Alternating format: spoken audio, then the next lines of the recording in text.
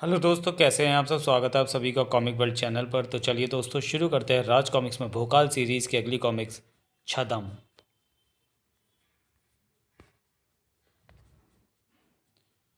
छदम। सुख समृद्धि मनुष्य को उसके परिश्रम से ही मिलती है, लेकिन उसे मिलने में आशीर्वाद दैवीय शक्ति का ही होता है, जिसे अलग अलग प्रांत और राज्य में अलग अलग नाम से पुकारा जाता है।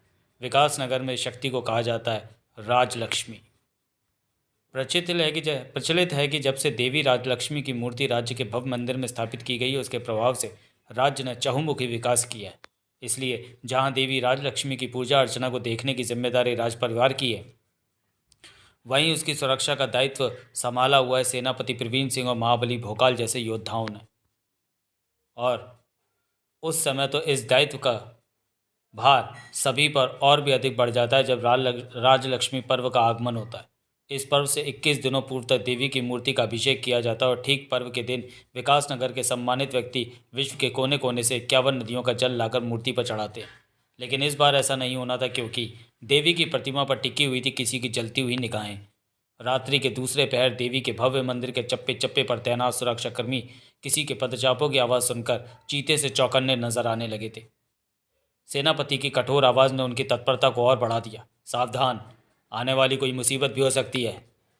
आने वाली मुसीबत नहीं, राज्य की सर्वोच्च हस्ती थी। महारानी, इतनी रात गए आप यहाँ? हम हमें देवी माँ ने स्वप्न में दर्शन देकर कहा है कि हमारी मूर्ति को आज रात्रि अपने शयन कक्ष में ही विश्राम कराएं। इसलिए हम देवी की प्रतिमा को अपने कक्ष में ले जाने आए हैं। रानी मोहिनी ने आगे कदम बढ़ाया ही था कि रास्ता रोककर खड़ा हो गया सेनापति प्रवीण सिंह। शत्रु हमारी राजलक्ष्मी को चुराकर हमारी सुख समृद्धि छीनने के प्रयास में है। इसलिए आपका ही सख्त आदेश है कि भोर होने से पहले देवी की प्रतिमा तक पहुंचने का प्रयास करने वाले हर व्यक्ति को संदेह की दृष्टि से देखा जाए। और भोर होने में भी काफ़ी समय शेष है, इसलिए आप भी तब तक प्रतिमा तक नहीं पहुंच सकती जब तक आप ये सिद्ध ना कर दिखाएं कि आप महारानी ही हैं, उनके वेश में कोई शत्रु नहीं।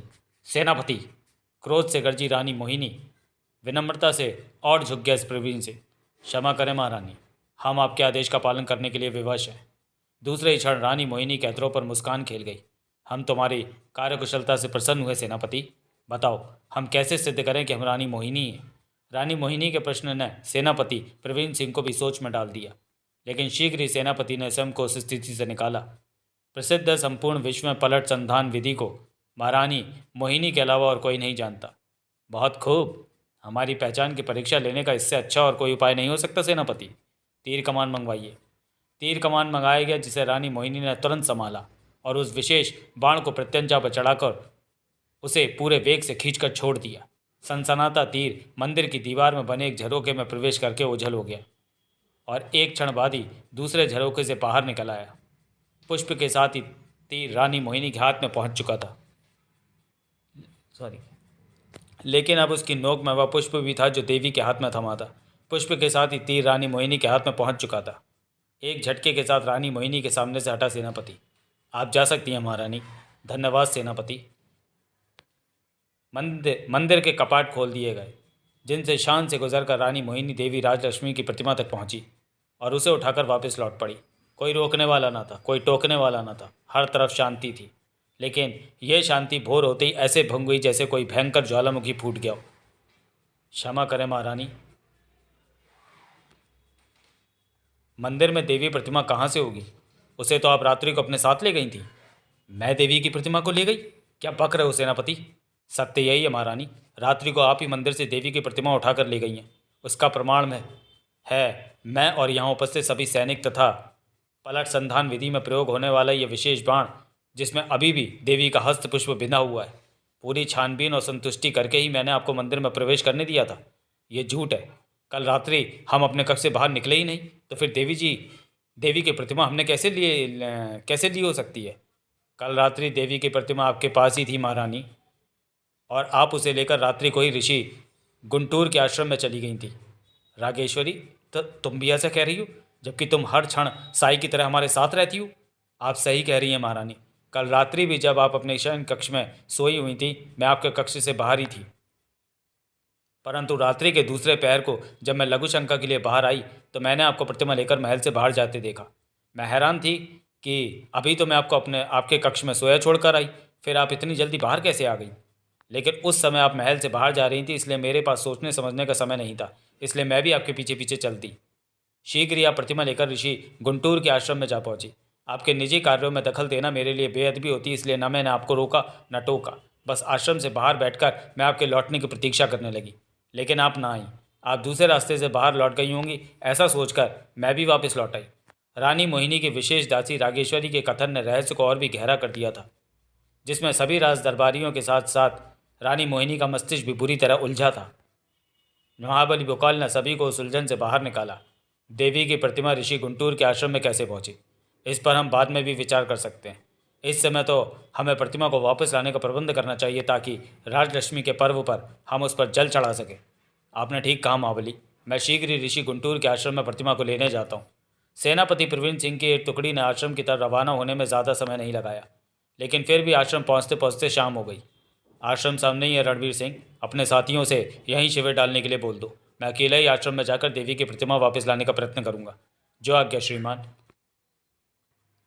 उप सेनापति को वहीं शिविर डालने को कहकर जब सेनापति प्रवीण सिंह आश्रम में पहुंचा तो उसकी सभी आशाओं पर पानी फिर गया। देवी राजलक्ष्मी की प्रतिमा एकदम उपयुक्त स्थान पर पहुंच गई है सेनापति, उसे ले जाने का विचार मस्तिष्क से निकाल दो, क्योंकि वर्षों पहले यह प्रतिमा इसी आश्रम की ही संपत्ति थी। इसकी उपस्थिति में ही खुशहाल था हमारा आश्रम। लेकिन एक दिन राजा विकास मोहन की सेवा से प्रसन्न होकर मेरे पति ऋषि गुंटूर ने देवी की प्रतिमा उसे उपहार स्वरूप दे दी। मेरे लाख मना करने के पश्चात भी प्रतिमा के आश्रम से जाते ही आश्रम पर दुखों की बारिश सी होने लगी थी। मैं विधवा हुई। आश्रम में मानो महामारी फैल गई। सारे आश्रमवासी दाने दाने को मोहताज हो गए। तब मैंने निर्णय लिया कि देवी की प्रतिमा वापस आश्रम में आनी चाहिए। अब ये आश्रम में ही रहेगी, इसलिए वापस लौट जाओ। देवी की प्रतिमा का उपयुक्त स्थान कौन सा है, इसका निर्णय राज दरबार में होगा महोदया। मैं तो उसे यहाँ से लेने आया हूँ। उचित यही रहेगा कि आप मेरा निवेदन स्वीकार कर लें। आपके पास कल सुबह तक का समय है। ऋषि पत्नी गुरमुखी को अपने शब्दों में छिपी चेतावनी देकर आश्रम से निकला सेनापति प्रवीण सिंह। क्या जानता था कि कल सुबह तो स्थिति उनके हाथों से निकल जाने वाली थी।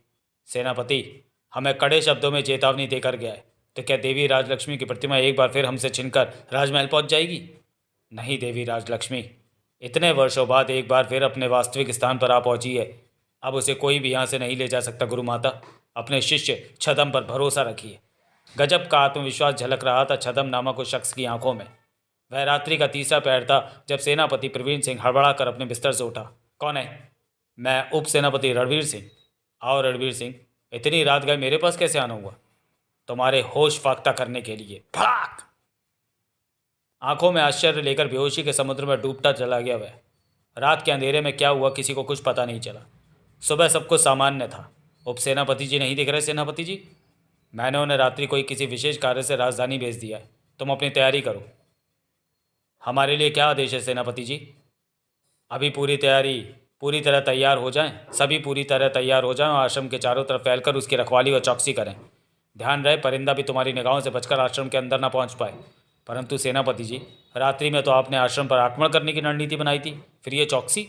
सैनिक की बात पूरी होने से पहले ही सिंह सा गरज उठा प्रवीण सिंह। सेनापति मैं हूं, इसलिए मुझे तय करना है कि मैं आश्रम पर आक्रमण करूं या उसकी चौकसी। तुम बस वह करो जैसा तुम्हें आदेश मिलता है, समझे? जी सेनापति जी। सभी सैनिकों के प्रश्न उनके मस्तिष्कों में ही दबकर रह गए। उन्होंने वही किया जो उनके सेनापति का आदेश था। आश्रम को नष्ट करने का इरादा लेकर आए सैनिक अब उसके रक्षक बने खड़े थे, जबकि इधर राजमहल में सेनापति जी अभी तक देवी की प्रतिमा लेकर वापस नहीं लौटे। वहाँ की स्थिति हमारी सोच से अधिक गंभीर लगती है। तुम स्वयं सेना की एक टुकड़ी के साथ वहाँ जाओ भोकाल। हो सकता है उन्हें सहायता की आवश्यकता हो। ठीक है महारानी, मैं अभी कूच करता हूँ। भोकाल सेना की टुकड़ी के साथ आश्रम पहुँचा तो दंग रह गया। ये क्या, सेनापति तो सैनिकों के साथ आश्रम की रखवाली कर रहे हैं? क्या माजरा है? इधर माजरा समझने के लिए सैनिकों के साथ आगे बढ़ा भोकाल, इधर पूरी शक्ति से चीखा सेनापति आक्रमण। सभी स्तब्ध रह गए। सेनापति ने अपने साथियों को हम पर आक्रमण करने का आदेश दे दिया है। क्या हुआ है उन्हें? विकास नगर की एक सेना टुकड़ी दूसरी टुकड़ी को खत्म करने का इरादा लेकर तेजी से आगे बढ़ रही थी, और शायद वह अपने उद्देश्य में सफल भी हो जाती अगर अपनी पूरी शक्ति से चीखना पड़ता भोकाल रुक जाओ। किसके आदेश पर तुम एक दूसरे के लहू से धरा को रक्त रंजित करने पर तुले हो? सेना सेनापति के आदेश का पालन करती है भोकाल, इसलिए इन्हें मैंने सेनापति प्रवीण सिंह ने आदेश दिया है कि इस आश्रम की तरफ जो भी निगाहें उठे उसे फोड़ डालो। हतप्रभ भोकाल चीख उठा। सेनापति, तुम अपने होश होश तो नहीं खो बैठे हो? मैंने होश नहीं खोए हैं भोकाल, लेकिन अगर तुम इन सैनिकों के साथ तुरंत ही वापस नहीं लौट गए तो तुम्हें अपना जीवन खोना पड़ सकता है। सेनापति! अब ना सह सका भोकाल। त्योरियां चढ़ गईं उसकी, बाहें फड़क उठी। देवी की प्रतिमा रखने वालों को तुम साथ क्यों दे रहे हो ये तो मुझे पता नहीं, लेकिन तुम जो कर रहे हो वो राजद्रोह है, और राजद्रोह करने वाला भोकाल का शत्रु होता है। मुझसे शत्रुता तुम्हें बहुत महंगी पड़ेगी भोकाल। भोकाल भी पीछे ना रहा। अपनी और मेरी शक्ति को अगर तुम तलवार के तराजू में ही तोलना चाहते हो तो मुझे ये स्वीकार है। ये स्वीकार है तो तुम्हें मेरे हाथों मृत्यु भी स्वीकार होनी करनी चाहिए। टनाक! पहला प्रहार करके प्रवीण सिंह ने उस लड़ाई का आरंभ कर दिया था, जिसका अंत पता नहीं किसके अंत के साथ होना था, क्योंकि अगर प्रवीण सिंह तलवार का धनी था तो तलवारबाजी के हर कला की दौलत से मालामाल था भोकाल। भोकाल अगर महाबली था तो विश्व के अपराजित राज्य का सेनापति प्रवीण सिंह भी था। भोकाल ने अगर राष्ट्रनायक की उपाधि प्राप्त की तो प्रवीण सिंह भी सेना नायक के पद पर आसीन था। मुकाबला हर कोणों से बराबरी का था, और बराबरी के मुकाबले के परिणाम ना जल्दी निकलते और ना आसानी से, लेकिन इस लड़ाई का परिणाम निकालने के लिए सेनापति बुरी तरह आतुर था। जानता है भोकाल, ईश्वर ने हम दोनों के हाथों से तलवार क्यों छुड़ा दी? क्योंकि वह चाहता है कि मैं तुम्हें तलवार से नहीं, सप्त बाण विद्या का संधान करके बाणों से मारूं।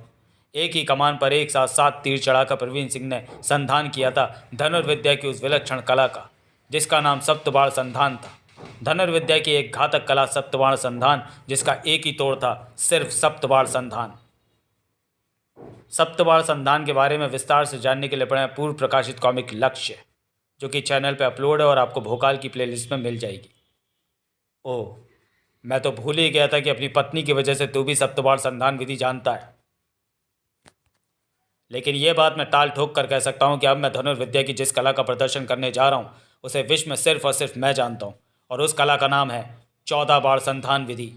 धनुर्विद्या की सबसे घातक, विलक्षण और अचूक कला, जिसके जिसके वार का ना तो कोई तोड़ है और ना ही बचाव। जिस पर भी मैंने इस कला का प्रदर्शन किया वह मरा ही मरा, जैसे अब तू मरेगा। हा हा हा हा। वहशी की भांति ठहाका लगाते हुए प्रवीण सिंह ने अपने कमान से 14 तीर छोड़े, और हर तीर का निशाना भोकाल था। उफ, इस कला का सचमुच कोई तोड़ नहीं। मैं सप्तबाण संधान करके उनमें से 7 तीरों को तो रोक सकता हूँ, लेकिन बाकी बचे 7 तीरों का मेरे पास कोई हल नहीं। 7 तीरों का भोकाल के पास कोई हल नहीं था, और जिस चीज़ का हल नहीं होता वह जानलेवा ही साबित होती है। भोकाल के लिए भी वे बाण जानलेवा सिद्ध होने जा रहे थे, और उन बाणों ने भोकाल की जान ले भी ली होती अगर वह सैनिक अपनी जान देने बीच में नहीं आ जाता तो। खच खच आ! नीचे गिरते ही पहले ही भोकाल ने अपनी भाव में उसे संभाल लिया। ये तुमने क्या किया? मुझे बचाने के लिए अपने प्राणों की भेंट चढ़ा दी? सारे राष्ट्र के प्राणों के रक्षक महाबली भोकाल के प्राण बचाने का एक अवसर मुझे प्राप्त हुआ था, जिस ऐसे अवसर को भला मैं अपने हाथों से कैसे जाने देता। अब अपना ध्यान मेरी तरफ से हटाइए महाबली, और सेनापति जी को संभालिए।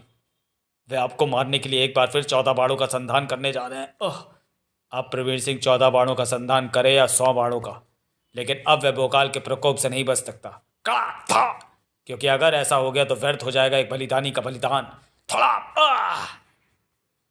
और अपने दुष्कार्यों में सफल हो जाएगा एक राष्ट्रद्रोही। गजब की फुर्ती, जबरदस्त मारक क्षमता और भीषण क्रोध भरा हुआ था भोकाल के उन वारों में, जिनसे प्रवीण सिंह न संभल पाया और न उन्हें सह पाया। थड़ाक! पांव उखड़ गए उसके। सिर पर पैर रखकर भाग खड़ा हुआ वह। रुक कायर, भागता कहाँ है? भोकाल ने ललकारा, लेकिन उसके क्रोध का सामना करने के लिए वह न रुका।